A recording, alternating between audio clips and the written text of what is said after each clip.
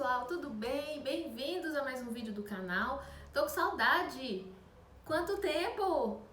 No final de semana passado eu acabei não fazendo vídeo, muito envolvida com o fato de estarmos no mês do orgulho gay. Tem gente que fala, eu prefiro não me envolver, como se tivesse tido uma ideia genial. Gente, isso é o natural, a gente não querer se envolver, a gente não querer encrenca. Ninguém quer se envolver em polêmica, ainda mais num mundo cheio de mentira, como o mundo que nós vivemos hoje, que faz questão de criar antagonismos, um mundo cheio de mentiras.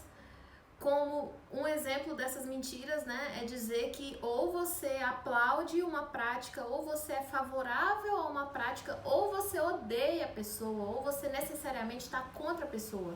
Isso é uma mentira, isso é uma mentira.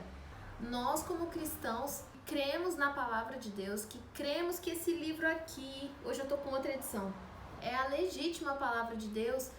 Ela é muito clara em mostrar como é que Deus determina que seja cada coisa, não é como a gente quer. Deus não nos deu as nossas vidas para que nós façamos dela o que nós bem entendermos. Isso aqui, esse livro precioso que é um manual de instruções para absolutamente tudo, né? Então, nós cremos nisso aqui como a verdade, a legítima palavra de Deus, a lei de Deus para tudo, e justamente por amor a Ele em primeiro lugar e amor aos nossos irmãos em segundo lugar, é que é nosso dever, por isso é que é nosso dever pregar a palavra. E eu vou fazer um vídeo, assim, semana passada então eu não fiz o vídeo do estudo, porque eu fiz um outro sobre minha resposta a esse mês do orgulho homossexual. Só que eu acabei não gostando do vídeo, eu acho que ele ficou muito confuso. E aí acabou ficando, não saindo nenhum nem outro. Mas se Deus quiser, nesse fim de semana agora vão sair todos. Porque eu finalmente organizei os tópicos 10 mentiras que nós ouvimos hoje em dia. No mais, espero que vocês estejam bem.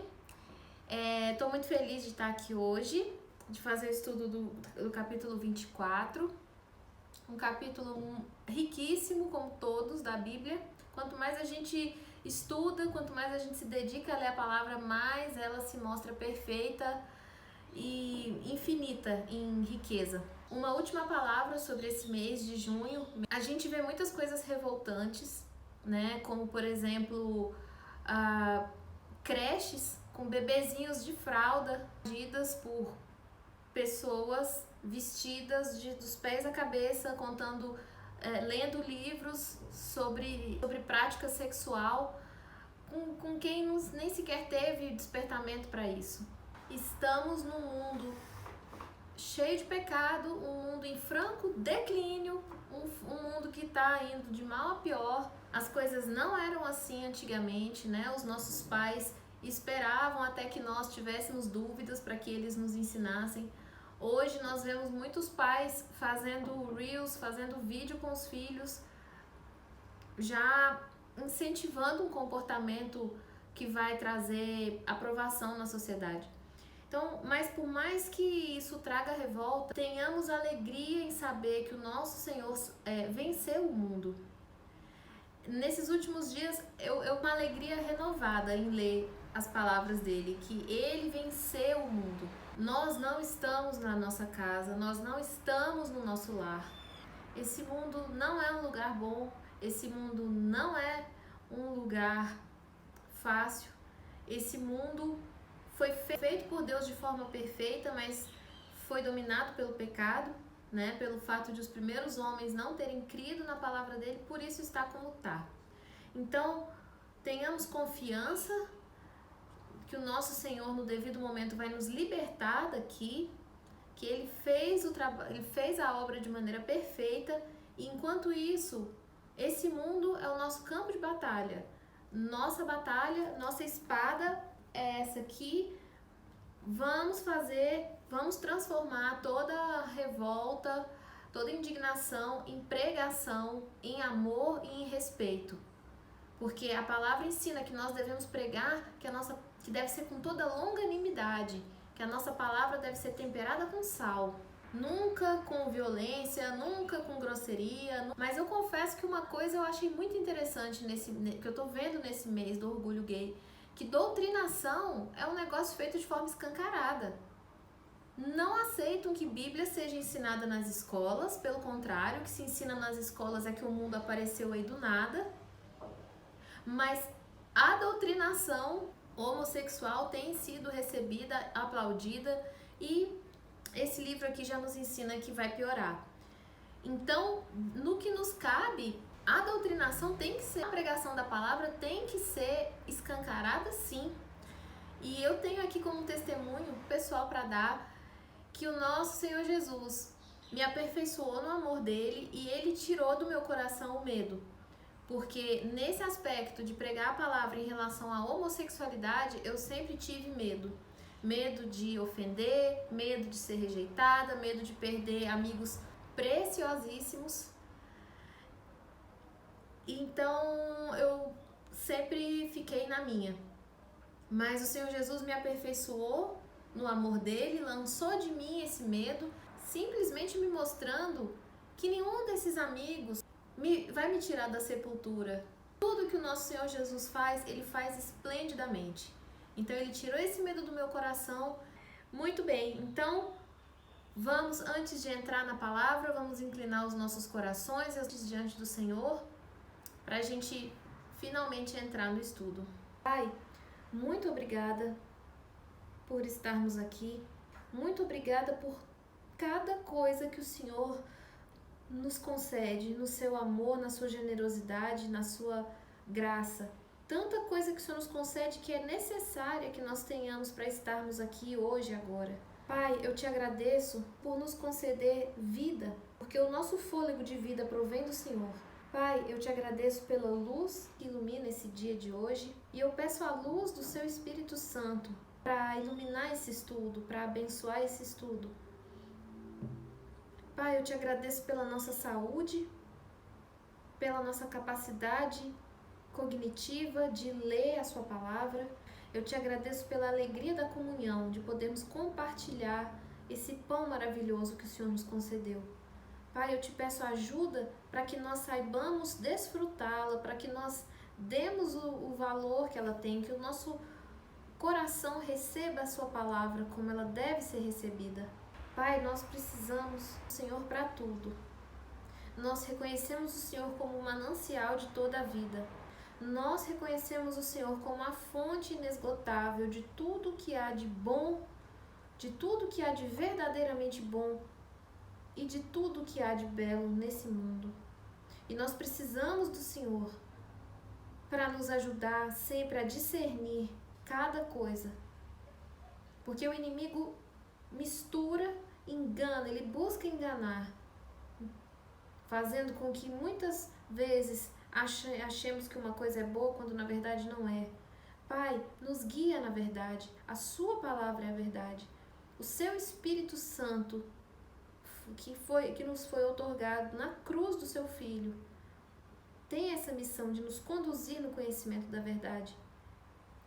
Pai, eu peço que o Senhor faça isso hoje, que o Senhor me guie, que o Senhor me ajude a cumprir cabalmente o meu papel.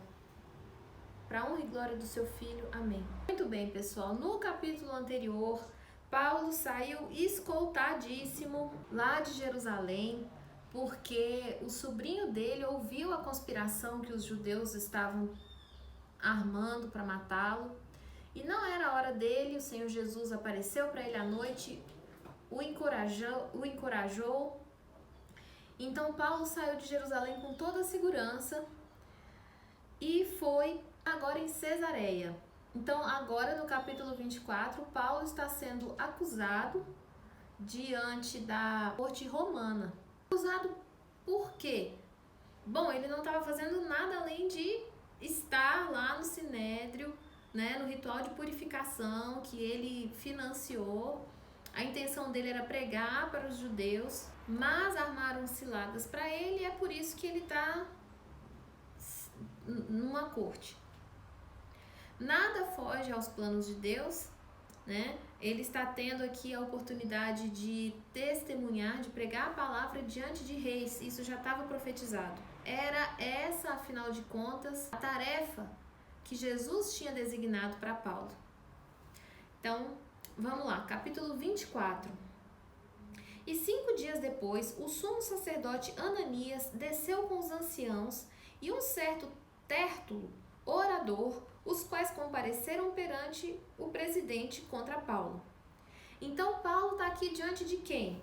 Do sumo sacerdote Ananias, desse Tértulo e também de anciãos, não sabemos quantos. E vejam bem, o fato de Paulo estar na presença do sumo sacerdote, do advogado de acusação e dos líderes judeus mostra a seriedade com a qual os líderes buscavam obter a condenação de Paulo. Então, eu entendo isso aqui como um recado para nós cristãos. Deus nos livre disso, mas se for da vontade dele, seremos avidamente perseguidos, realmente com dedicação, digamos assim. Versículo 2. E sendo chamado, Tértulo começou a acusá-lo, dizendo... Esse é o versículo 2.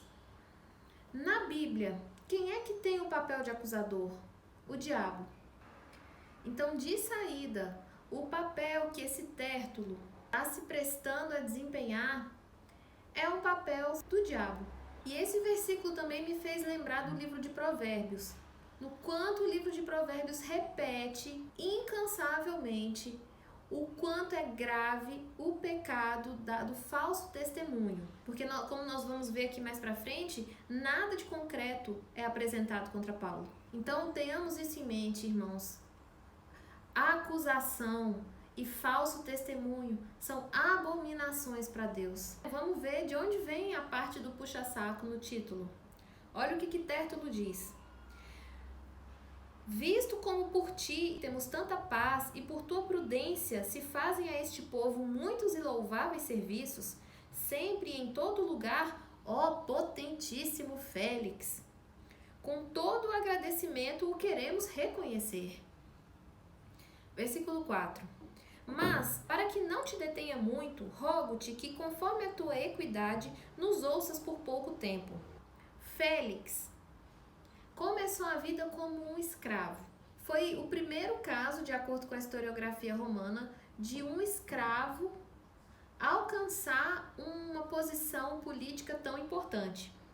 Ele tinha um amigo influente chamado Palas, que era amigo do imperador Cláudio. Então, por causa da influência do amigo, primeiro ele conseguiu liberdade quando ainda criança, escrava, e depois, através de intrigas, subornos, ele se tornou o primeiro ex-escravo a se tornar governador na província romana. O historiador romano Tácito descreveu como um mestre da crueldade e da luxúria que exerceu seu poder de rei com a mente de um escravo, com o espírito de um escravo. Outra coisa, essa afirmação de que ele trouxe paz é uma grande mentira. Félix não trouxe paz ou prosperidade às pessoas subjugadas ao governo dele. Na verdade, de acordo com um historiador chamado Stott, ele combateu insurreições com uma brutalidade enorme, e o que ele conquistou, na verdade, foi o horror da nação judaica e não o agradecimento. Em termos mais específicos, Félix ordenou o massacre de milhares de judeus em Cesareia, e a casa desses judeus foi saqueada pelos soldados romanos. Então, essa pessoa que Paulo tinha como, humanamente falando, responsável por julgar o caso dele.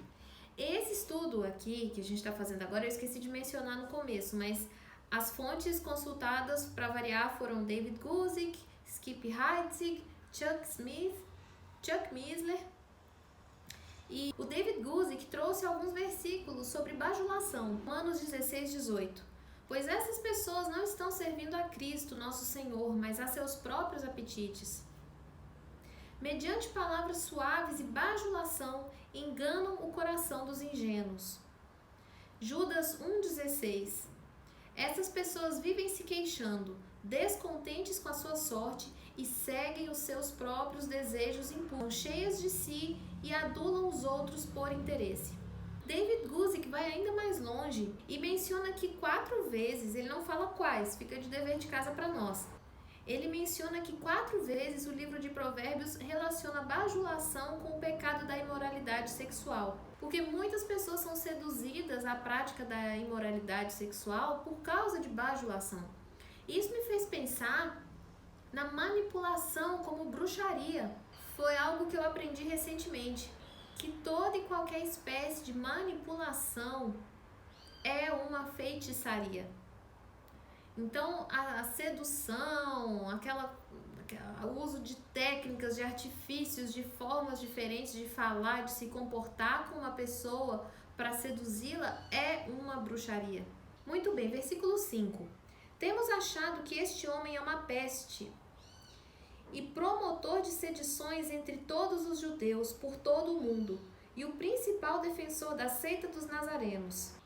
Bom, aqui o Tértulo acabou de atacar Paulo em 3 frentes. De forma pessoal, chamando ele de peste, né? Equiparando ele a uma doença. Ao chamá-lo de promotor de sedições entre todos os judeus, ele está fazendo uma acusação política, que é algo gravíssimo. Roma certamente estava pronta a combater qualquer coisa que viesse a trazer insurreições, e a acusação dele foi justamente para aflorar os ânimos nesse sentido. E aqui, por último, ele fez uma acusação doutrinária, chamando Paulo de principal defensor da seita dos nazarenos. Paulo, mais para frente, vai logo tratar de desvirar isso, de corrigir essa forma como ele está sendo chamado, né? Mas a intenção de Tértulo aqui, ao usar o termo nazareno, foi depreciar. Nazaré não tinha boa reputação, nunca foi vista com bons olhos.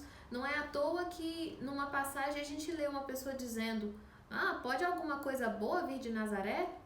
A forma como Tértulo está se referindo a Paulo me fez lembrar daquela frase de sabedoria popular que diz que se A fala sobre B, nós temos mais informações sobre A do que sobre B, porque a forma pela qual uma pessoa fala sobre a outra diz mais sobre ela própria do que sobre a outra pessoa. Sobre a reputação da cidade de Nazaré, tem um artigo belíssimo chamado Deus Cresceu numa Cidade Esquecida, para falar sobre o fato de Jesus ter ficado anos de sua vida em Nazaré. É um artigo lindo, vou deixar o link na descrição.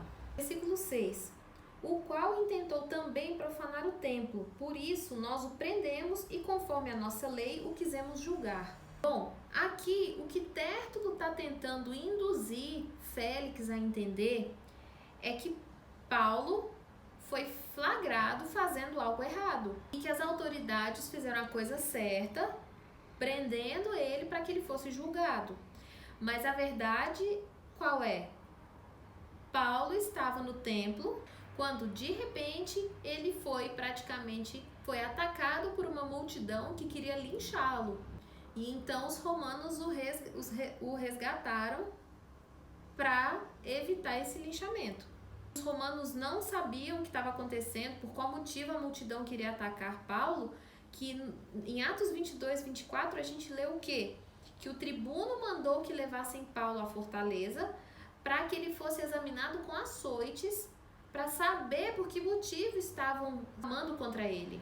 Então Paulo está lá sossegado no templo, a multidão fica enraivecida contra ele, os romanos decidem levá-lo para ser açoitado para fazer uma inquisição para saber o motivo. Então assim, uma inconsistência levando a outra, e Tértulo aqui querendo insinuar que desde o começo estava super claro o que tinha acontecido, que Paulo estava errado e eles certos.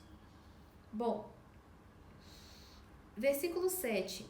Mas, sobrevindo o tribuno Lísias, nulo tirou de entre as mãos com grande violência, mandando aos seus acusadores que viessem a ti. E dele tu mesmo, examinando-o, poderás entender tudo o de que o acusamos. Versículo 9. E também os judeus o acusavam, dizendo serem estas coisas assim. Então, ele está aqui falando um monte de mentira, e lá havia vários judeus prontos para fazer o falso testemunho, para dar o falso testemunho, algo que certamente esses judeus leram várias vezes na Bíblia, o ensinamento do quanto isso é abominável para Deus. Versículo 10. Paulo, porém, fazendo-lhe o presidente sinal que falasse, respondeu. Gente, olha que admirável isso aqui. Paulo estava em silêncio, esperando o momento para poder falar. Quantos de nós não consegue esperar a pessoa concluir a frase para se defender, para rebater, para desmentir? Aqui nós temos um flagrante do quê? Paulo sendo Cristo. Cristo sendo a vida de Paulo. Porque foi isso que Cristo fez. Paulo, porém, fazendo-lhe o presidente sinal que falasse, respondeu: porque sei que já vai para muitos anos que desta nação és juiz, com tanto melhor ânimo respondo por mim. Então aqui está a defesa de Paulo. Pois bem pode saber que não há mais de 12 dias que subi a Jerusalém a adorar. Então assim, eu saí de onde eu estava, fui para Jerusalém, minha intenção era o quê? Era adorar e pregar. Versículo 13. Nem tampouco podem provar as coisas de que agora me acusam. Então Paulo está deixando claro que não há nenhuma prova efetiva contra ele.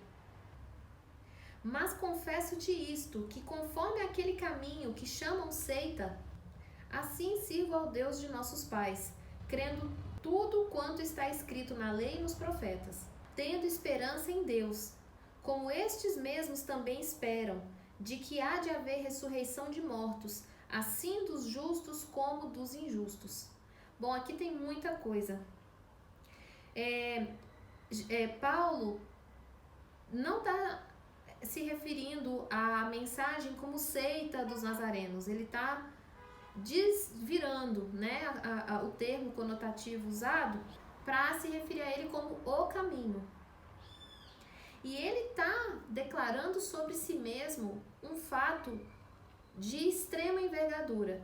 Ele está afirmando que ele crê em tudo o que está escrito na lei e nos profetas. E é muito importante que nós avaliemos a nós mesmos nesse sentido. Nós cremos em tudo que está escrito na lei e nos profetas? Ou só em algumas partes? Paulo está afirmando sobre ele o mesmo que Jesus afirmou, porque Jesus confirmou todo o Antigo Testamento. Ele disse, é de mim que estão falando. Então nós jamais devemos tirar uma parte ou outra da Bíblia e dizer que isso não, isso sim, porque a palavra inteira, isso aqui tudo é uma mensagem só, é um livro só. Então, um exemplo de como o Novo Testamento é o cumprimento do primeiro, melhor dizendo, uma forma só, um exemplo só de como Jesus é o Messias, Jesus é o cumprimento da promessa feita por Deus no Antigo Testamento. Em Miqueias 5:2 está dizendo, e tu, Belém Efrata, ainda que pequena entre milhares de Judá, de ti me sairá o que será Senhor em Israel, e cujas origens são desde os tempos antigos, desde os dias da eternidade. O Chuck Smith diz que havia uma chance em 250 mil de uma pessoa nascer em Belém, porque era uma vila pequenininha. E Jesus veio de onde? De Belém. Em João 5,39, que é que Jesus diz? Examinai as Escrituras, porque vós cuidais ter nelas a vida eterna, e são elas que de mim testificam, e não quereis vir a mim para terdes vida.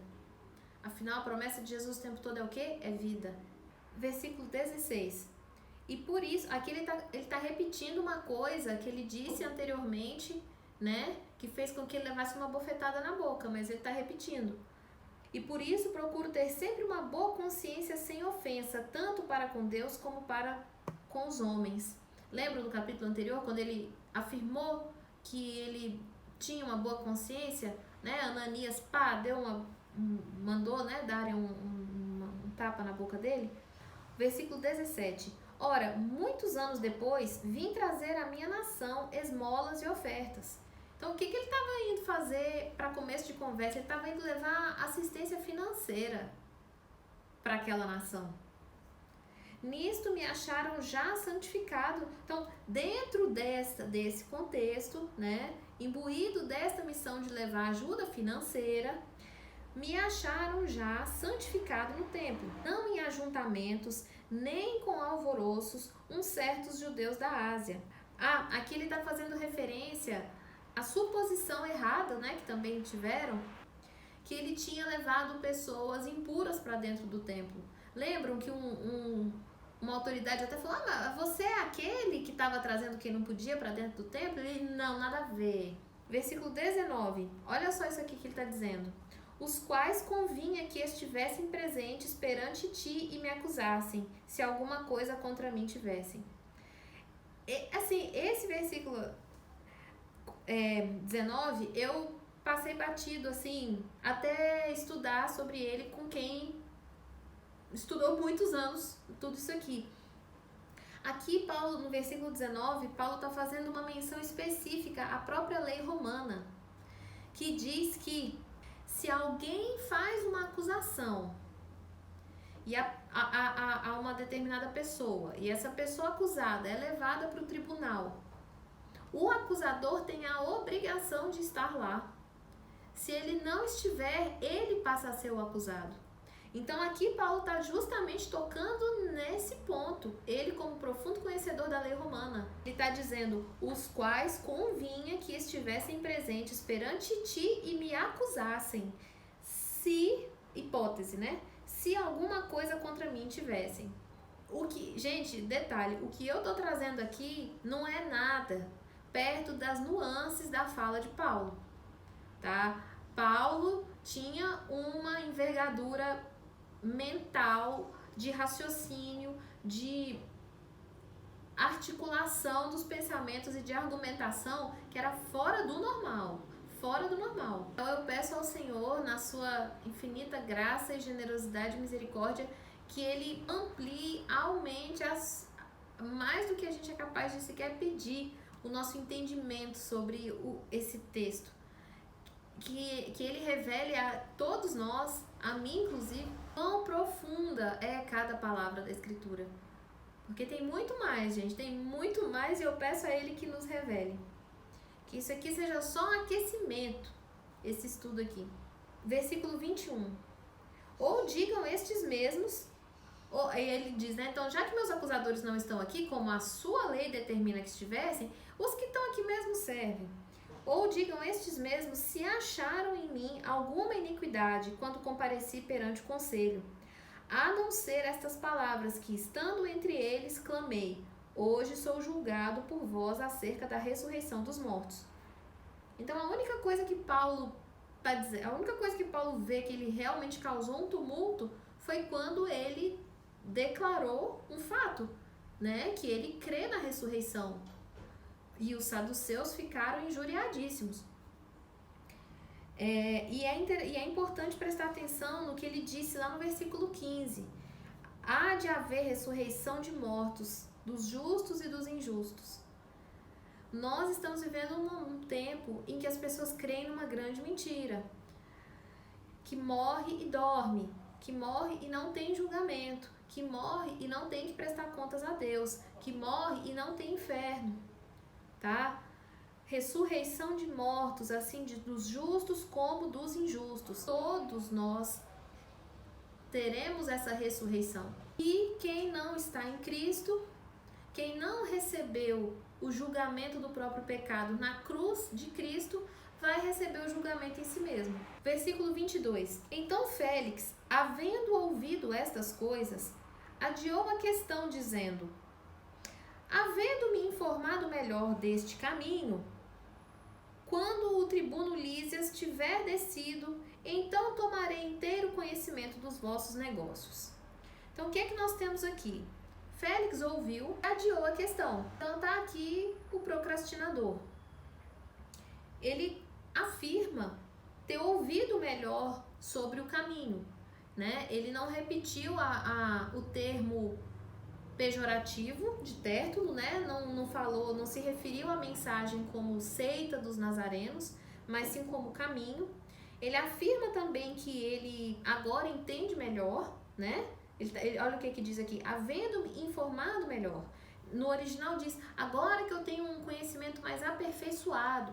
Porque, gente, esse Félix aqui sucedeu Pôncio Pilatos, que foi quem crucificou Jesus. Então é óbvio que ele, na condição de sucessor, sabia muito bem do que havia acontecido com Jesus. E agora ele está tomando conhecimento da mensagem que Jesus trouxe por um outro viés. Vocês estão entendendo? Porque até então Félix era um romano entre juízes romanos e o viés que ele tinha era o romano. E aqui, pela primeira vez, ele está tendo a oportunidade de ouvir tá certo que é um romano, mas é o romano mais atípico que já existiu nesse planeta, que é o Paulo.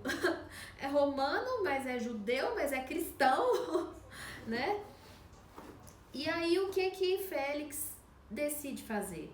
Procrastinar. E os estudos que eu vi sobre esse capítulo são unânimes em mencionar que para esse tipo de atitude a condenação é pior, porque são justamente as pessoas que sabem o que é a verdade, sabem o que é certo e mesmo assim optam por virar as costas, né? Ele viu aqui o testemunho da verdade, ele conheceu o caminho e preferiu não assumir nada. Quantos de nós ouvimos uma pregação, ouvimos o chamado de Cristo e rejeitamos?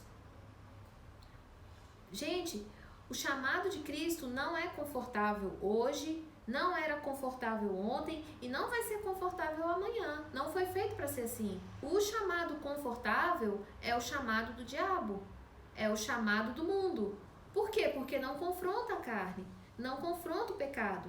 Esse chamado aqui é o chamado para a cruz. Jesus não falou, pega seu edredom, seu travesseirinho e me segue.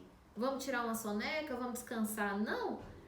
O chamado de Jesus é para tomarmos a nossa cruz. E cruz é instrumento de quê? De morte. Era instrumento de tortura. Não que Jesus nos chame para sermos torturados, mas não é um chamado confortável.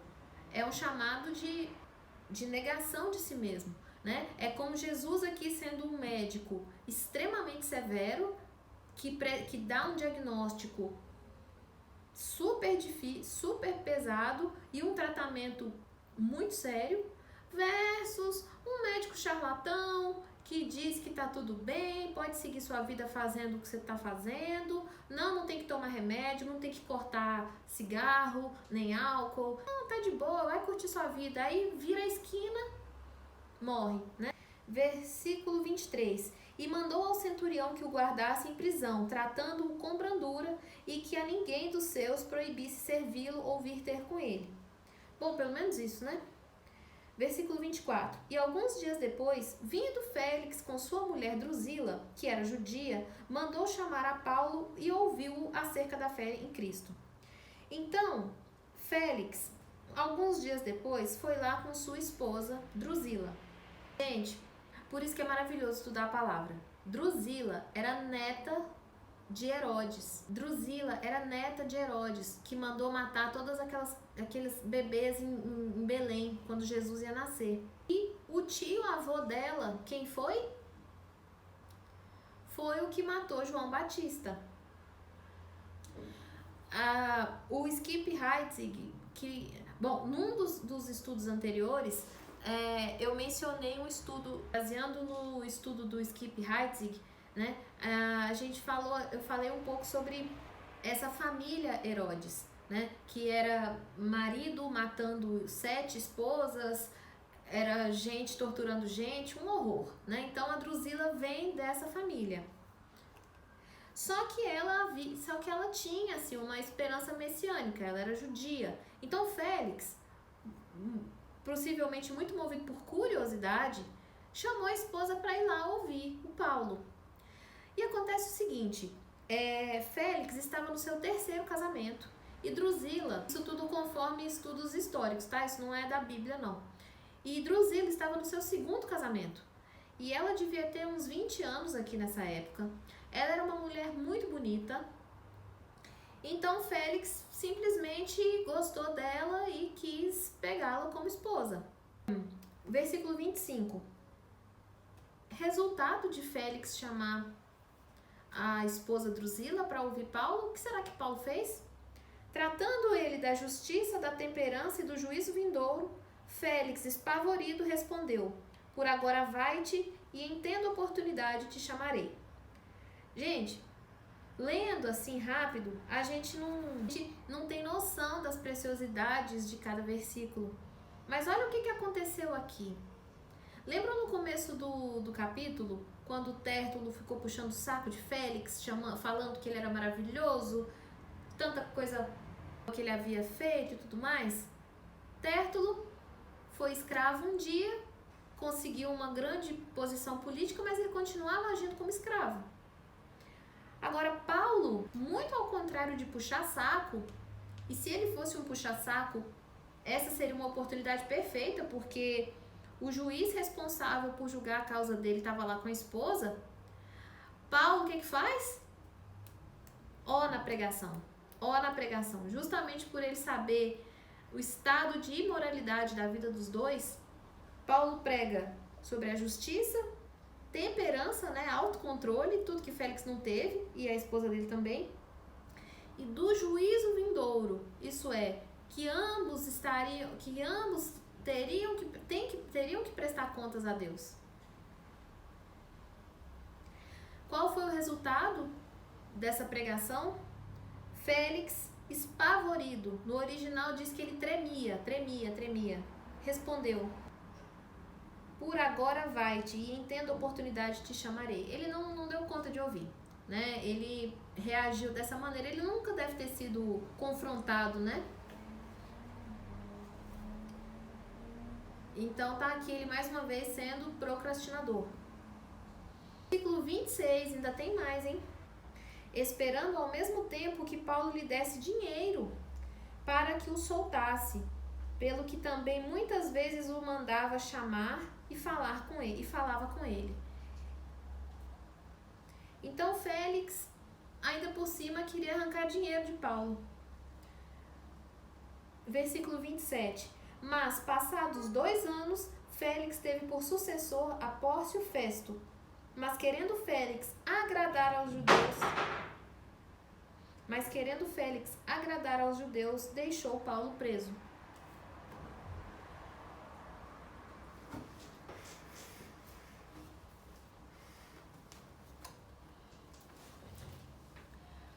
Paulo não teve medo nenhum de pregar para Félix.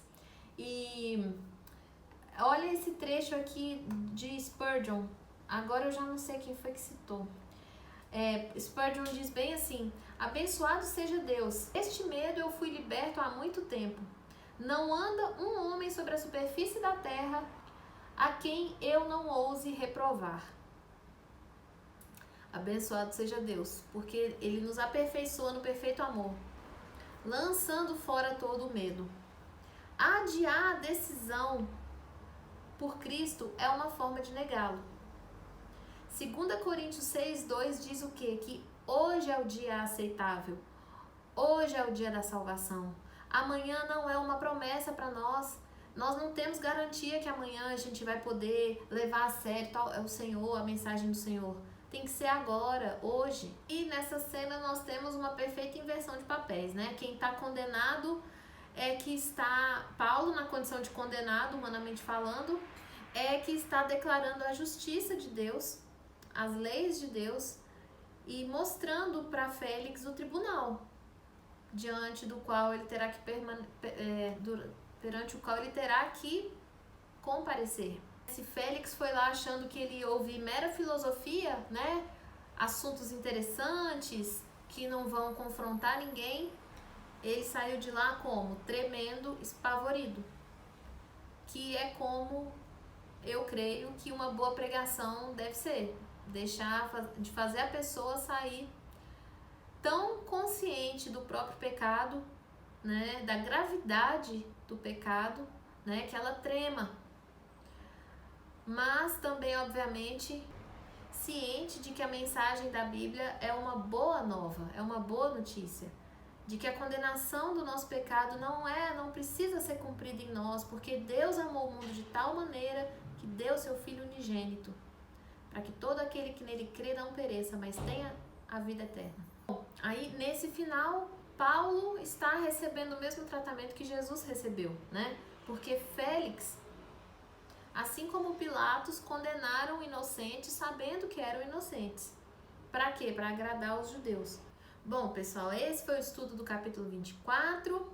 Muito obrigada pela companhia de vocês. Espero que vocês tenham sido edificados com esse vídeo e mais ainda, eu espero que o Senhor abençoe cada um de nós, nos ensinando muito mais coisas desse capítulo e de todos os outros que não foram abordados aqui.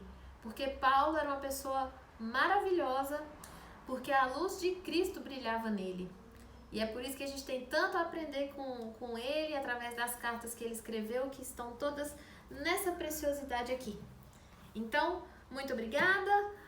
Prossigamos no nosso estudo da palavra, porque a palavra é Deus soprando vida em nós. Amém? É isso. Tchau!